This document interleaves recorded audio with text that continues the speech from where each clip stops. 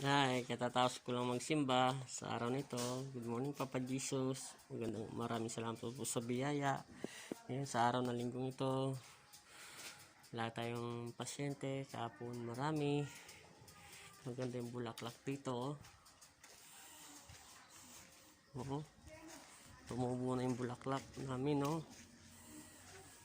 May mga kanya-kanya silang kulay. Okay. Ganda na yung mga halaman namin.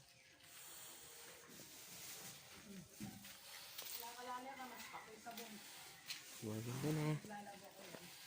Okay, salamat po.